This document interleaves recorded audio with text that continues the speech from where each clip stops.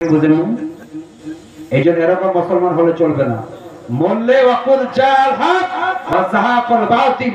এই মাদ্রাসাতুল হাসানে যারা শিখ আছেন, আপনার মৃত্যু যতদিন হবে না ততদিন আপনার অংশগ্রহণ, অর্থ, শ্রম, বুদ্ধি, সময় সব দিয়ে আপনি সহযোগিতা করবেন, বলেন না ইনশাআল্লাহ। আর পর্দার অন্তরে যে মা বোনরা আছেন, আমার লাইভের মাধ্যমে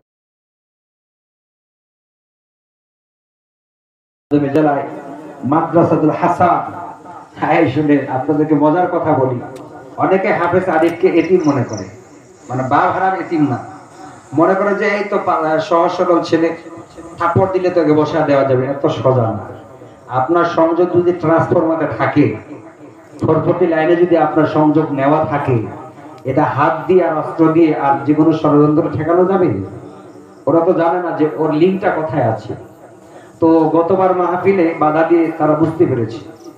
যারা বাধা, আমি কিন্তু বিরোধিতার জন্য বলতেছি, শুধু আমার মধ্যে একটা ক্ষোভ ছিল, এটা আমি আপনাদেরকে জানাচ্ছি, একাত্মতা জানাচ্ছি। আপনারা অনেক পরিশ্রম করেন, আপনাদের এই পরিশ্রম বৃথা যাবে না ইনশাআল্লাহ। তো এর হাত, এর যে সংযোগ কথায় আছে, সর্বোপরি তার হৃদয়ে আমার নবীজির মহাব্বত, ভালোবাসা আছে, আউলিয়া একরামের মহাব্বত এবং ভালোবাসা আছে, এবং বাতিল থেকে পরাস্ত করার জন্য এটাই তার জন্য যথেষ্ট, বলেন আলহামদুলিল্লাহ। আমরা বিশ্ব মুসলিম উম্মার জন্য দোয়া করব। আল্লাহ পাক সুবহানাহু ওয়া তাআলা আমাদের সকলকেই পবিত্র শাহাদায়ে কারবালার স্মরণে ঠাকুরগাঁও জেলার মাদ্রাসাতুল হাসানের ছোট্ট পরিসরে হলো বিশাল ব্যবস্থা, এই মাহফিলের সম্মান অনেক বিশাল।